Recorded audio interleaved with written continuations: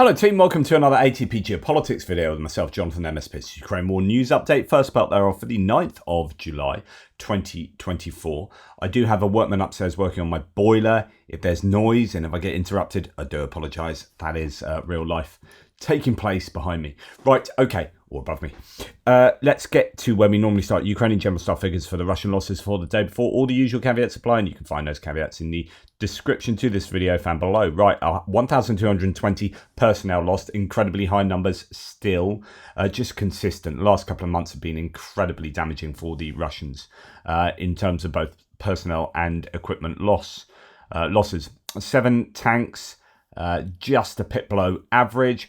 19 armoured personnel vehicles, a tad above average, and then 49 artillery systems, considerably above average, almost 3 times the average. Okay, so fairly challenging day, but nothing unusual. This is what we come to expect on a daily basis.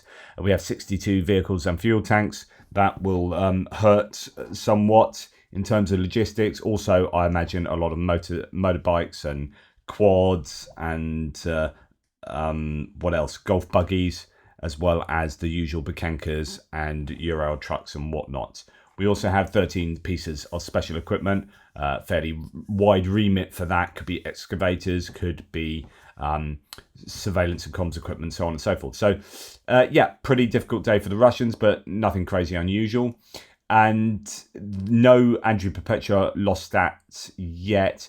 What I do have is remarkable footage from OSINT Technical of a Ukrainian howitzer dropping a Bofors next to a bonus 155mm smart munition on a Russian T-90M in Zaporizhia Oblast. The munition spins down, acquires a T-90M and fires a lance of molten metal through the roof of the Russian tank.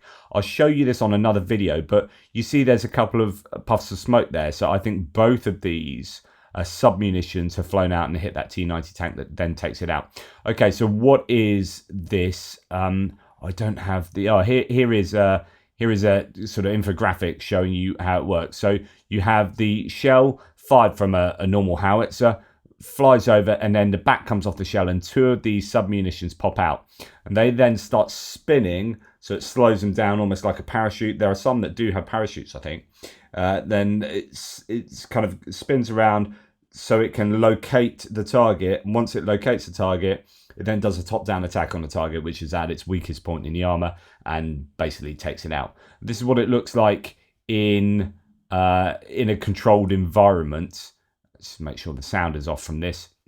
This is a BAE Systems video to show you how it works, and obviously shot out from something like an Archer or Seas or whatever, and then splits into 2, and these spin around.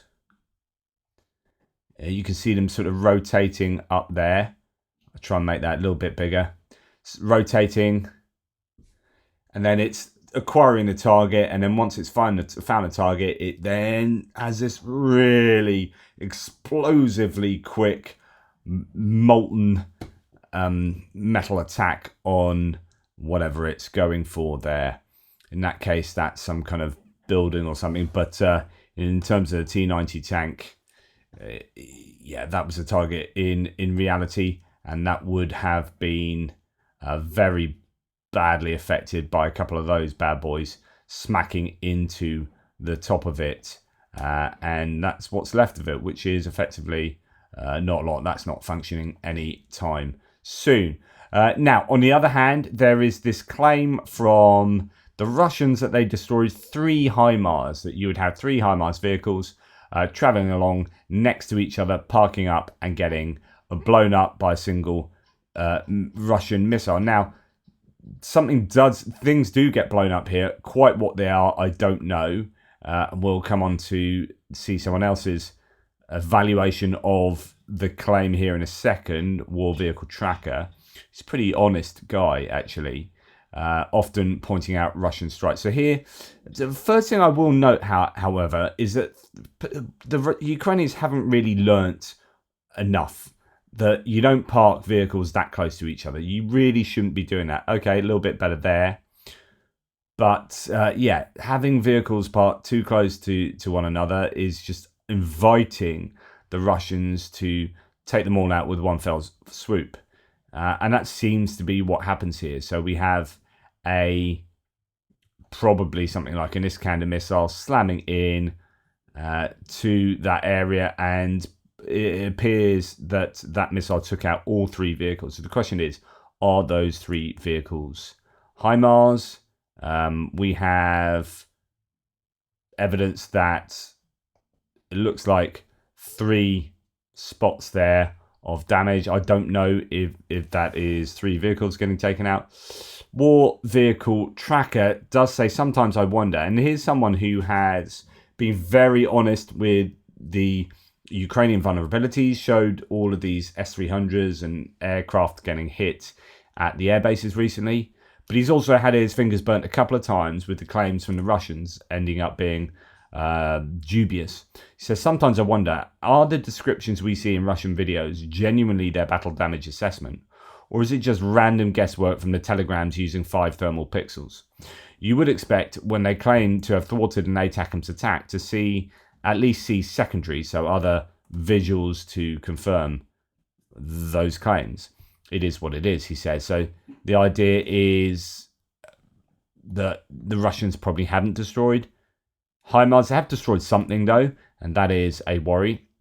And they seem to have thought that whatever it was warranted a major missile attack on them. But yeah, Ukrainian partisan movement Atesh has reported sabotage on a railroad in Rostov-on-Don. The guerrillas burned a relay box, a section between Rostov and Mariupol near the settlement of Shakhty. According to Atesh, this railroad is the main artery by which the Russians send personnel and military equipment to the occupied part of Donetsk regions. Now, I think this is a different one to one that they reported just the other day, but they are certainly doing that quite regularly at the moment. And that railway line between that new southern railway link appears to be quite a target. Right, then we're on to attacks from last night. So distance munitions. 4 people have been killed, 20 injured in Belgorod region as a result of drone attacks, the governor has said. According to him, several towns and villages of the region bordering Ukraine were attacked at once. Belgorod, Shebekino, Novaya Tavolzhanka, Dronovka, and other settlements. So fairly busy just across the border into Belgorod. So that there is more video footage of smoke rising over Belgorod and other places there.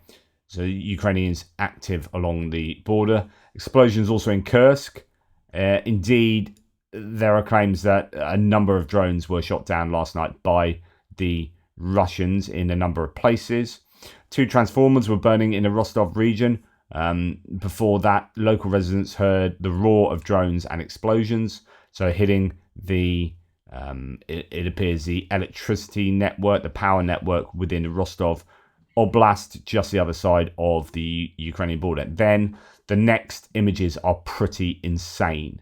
Okay, we have a major oil depot fire at the Kalak na Donu oil depot in Volgograd region, attacked by drones some 400 kilometers from the front line. That is a massive, massive fire taking place there. Indeed, moment of the strike on the Russian oil depot there was caught pretty much on camera.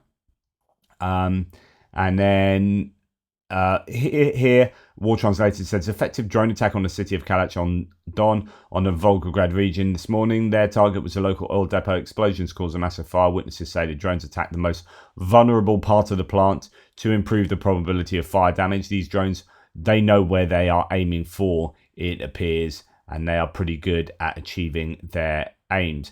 Now, and so Tim White here says, and I think I'm refreshing this because he's got something underneath as well that we should look at. So he says, now the damage caused to Russia's war machine inside the terrorist state, but Moscow says 5 regions were attacked by Ukraine's drones, with 38 being shot down in Rostov, Kursk, Astrakhan, Belgorod, and Voronezh. No air defense in Volgograd.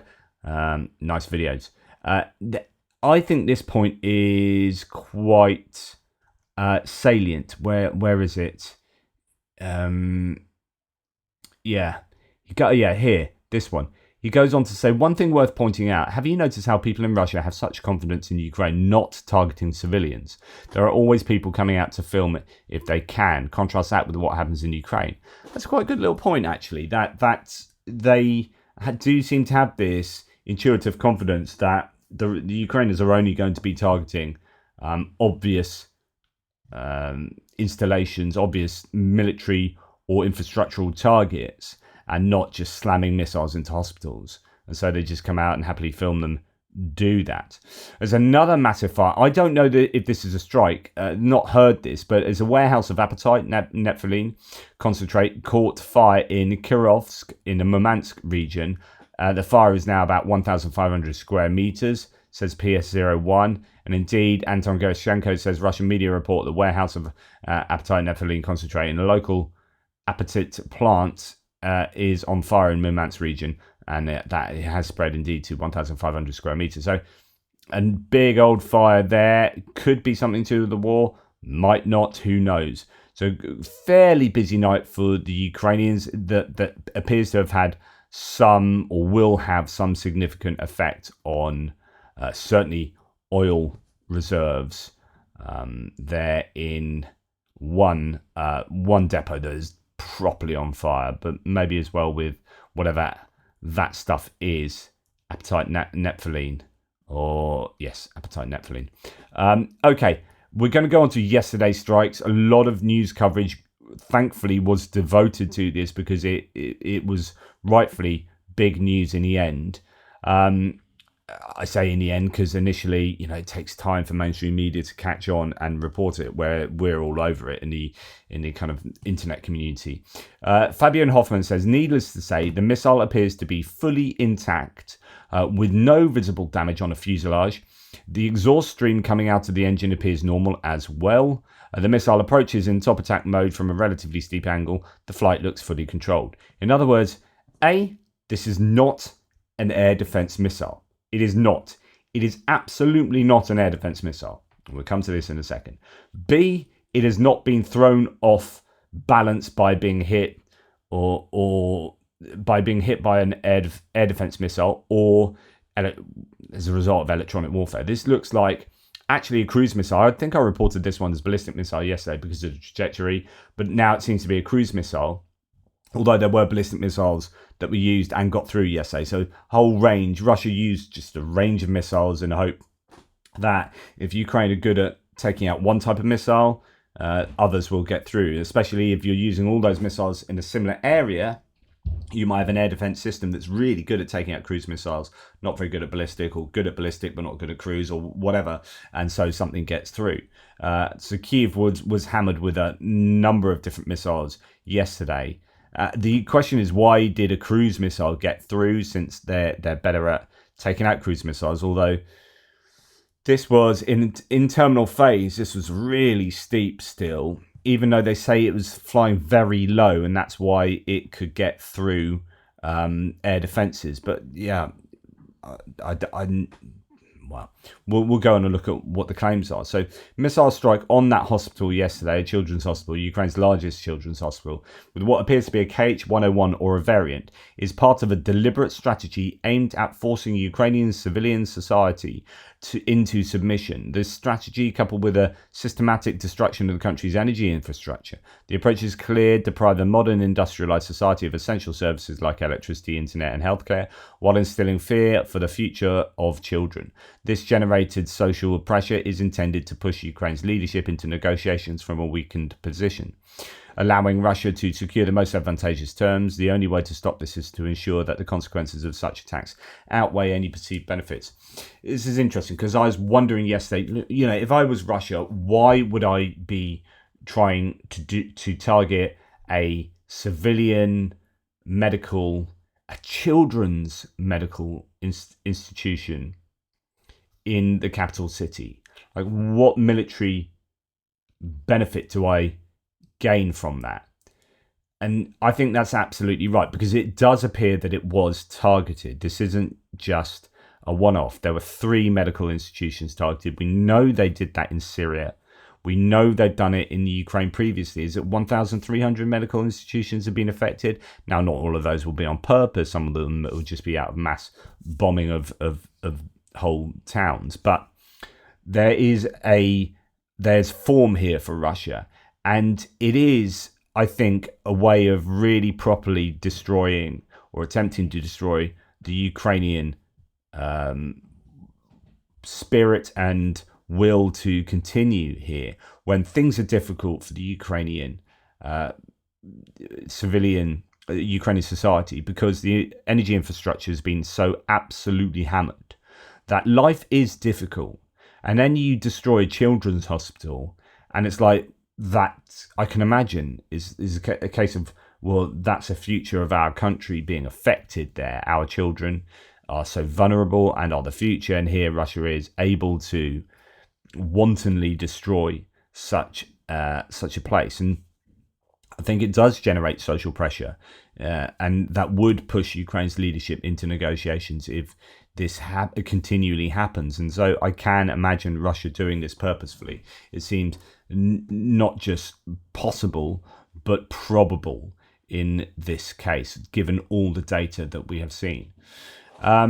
Right, the Kyiv Independent reports that Russia has improved their ballistic and cruise missiles to make them harder to shoot down, according to an official. And this is, we'll read this. So, Russia improves ballistic cruise missiles to make them harder to shoot down, official says.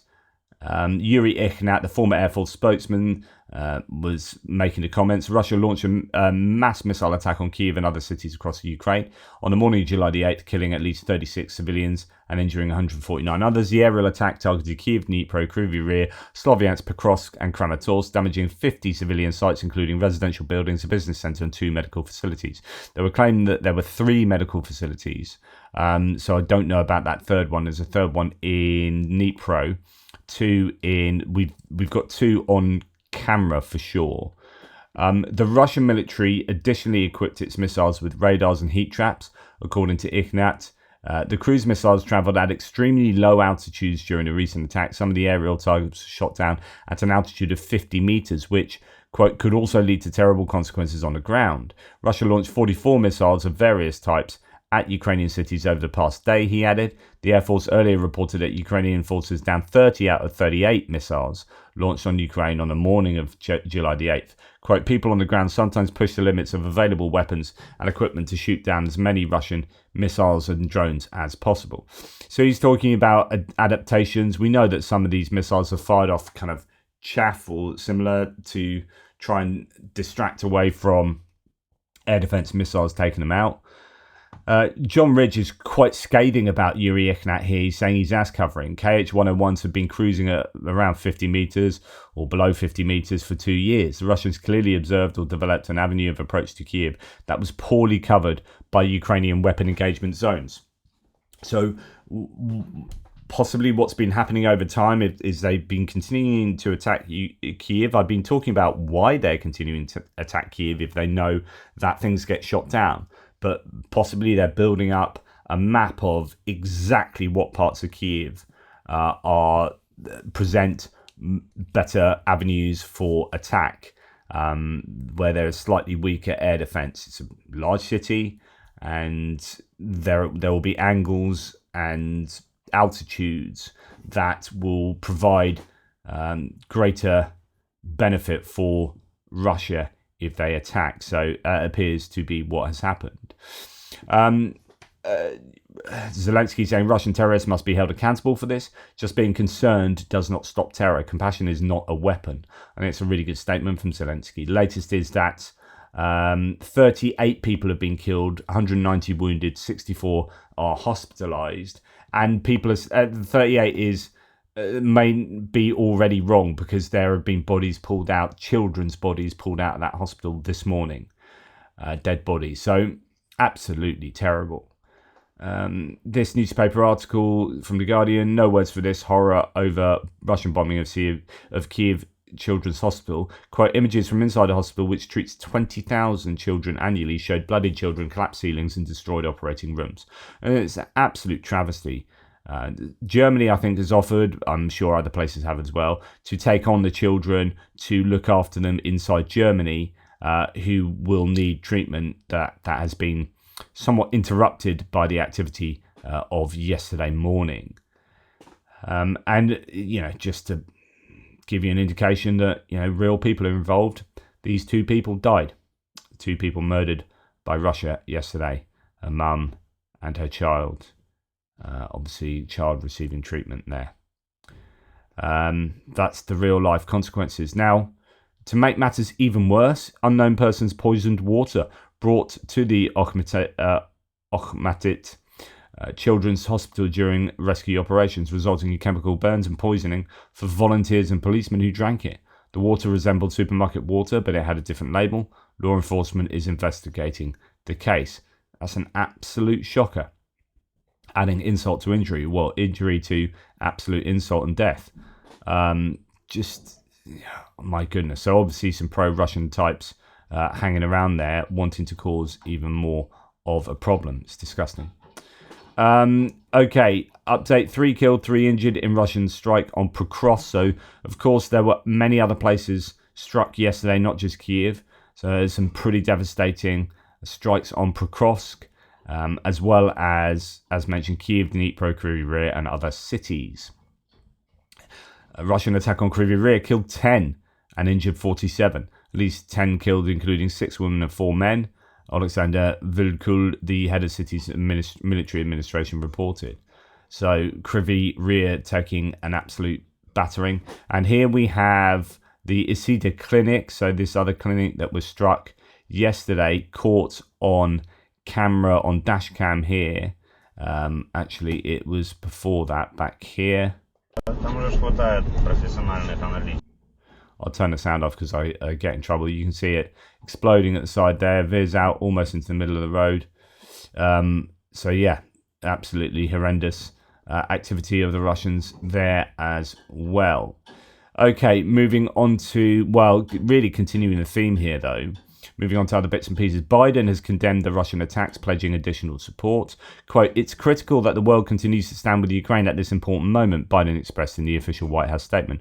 Quote, "Together with our allies, we'll be announcing new measures to strengthen Ukraine's air defense to help protect their cities and civilians from Russian strikes," which is not good enough. Is not good enough that the Biden administration has not allowed Ukraine to hit Russian air bases. I don't know that they'll be able to hit the air bases from where these planes take off to drop those missiles.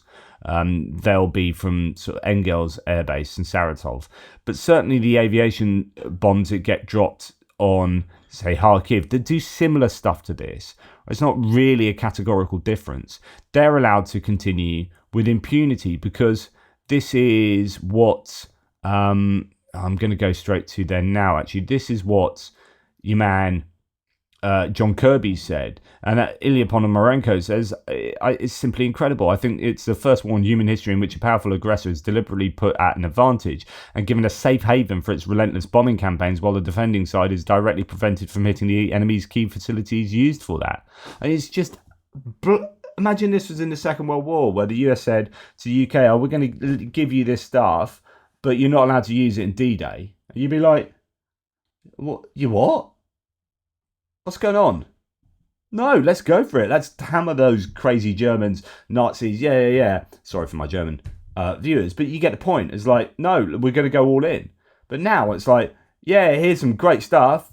You can't use it in the way that you want to use it, and kind of in a way we want you to use it as well, because actually some of us are just really afraid it's going to be a bit escalatory. Yeah, you do realise that they've just blown up a children's hospital. I mean, Jesus, mate, how much more escalatory can you get? Yeah, but, good point.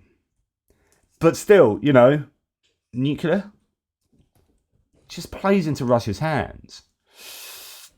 As Ponomarenko goes on, preventing hitting the enemy's key military facilities used for that. They know this makes zero sense, and it is profoundly absurd.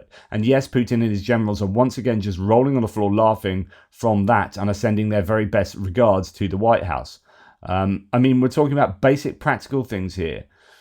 You guys allocate resources worth tens of billions of dollars in weapons and hardware to help Ukraine repel Russia's invasion, and kudos to you. It's a wise win-win decision for you and us. And at the same time, you stultify a significant part of your effort and investment by directly preventing Ukraine from doing things that are necessary for winning this war, or at least for effectively making Russia stop and seek stable peace. And this drags on and on and on and on and on. Stop listening to escalation managers playing 5D Kissinger chess in front of the KGB mafia. Their concepts have gone bankrupt several times over in this war. So he's referring to this hospital.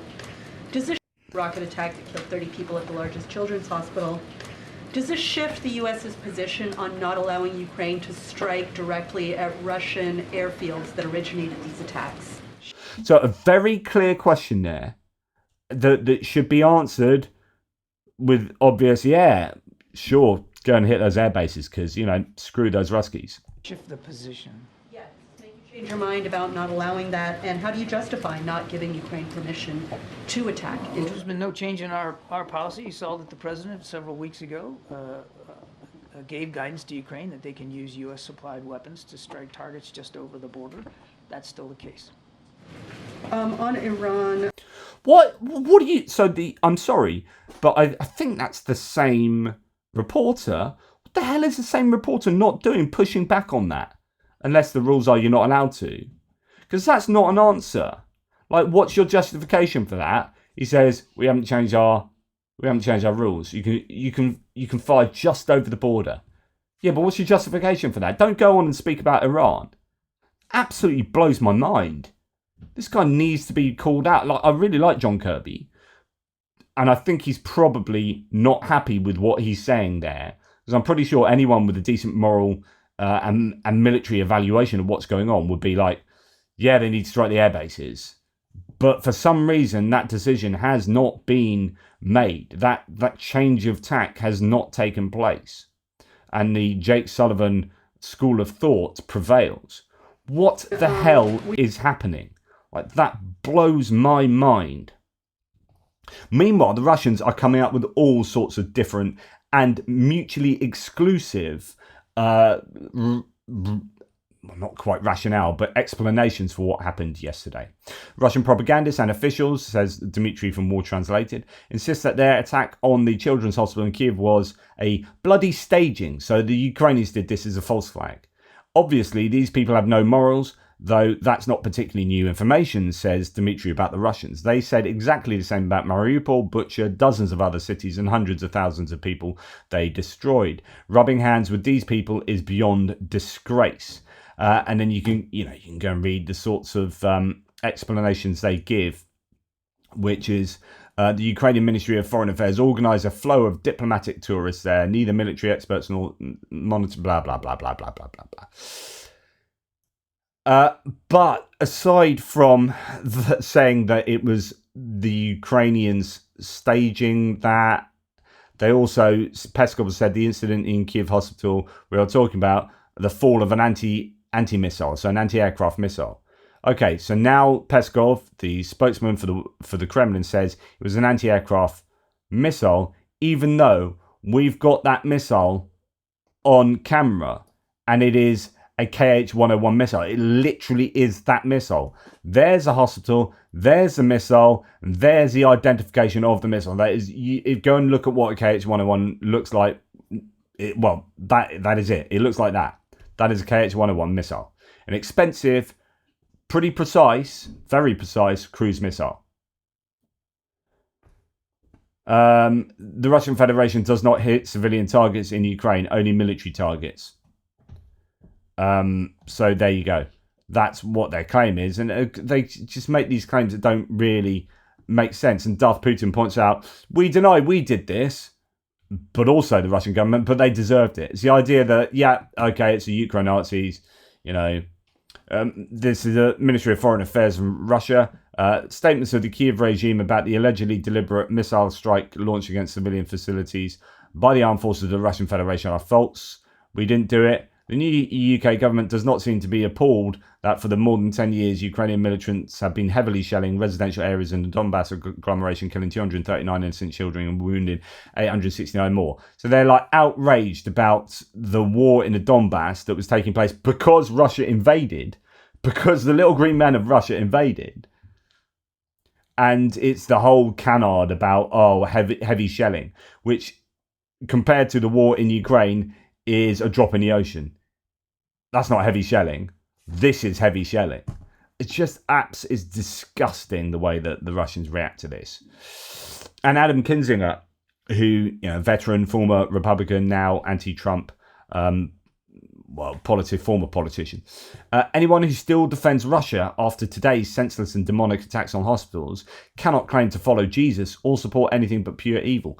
Period. This is not subjective. This is fact. And of course, what he's reacting to are the Christian nationalists and the fundamentalists on the fringe MAGA side who are basically supportive of Putin, because Putin is somehow this flag bearer for standard bearer, should I say, for traditional values and Christianity. It's just absolutely nuts. And he's saying, dude, if this is what your worldview is, then yesterday's actions should show you, exactly where your moral evaluations should lie. And it ain't with Putin.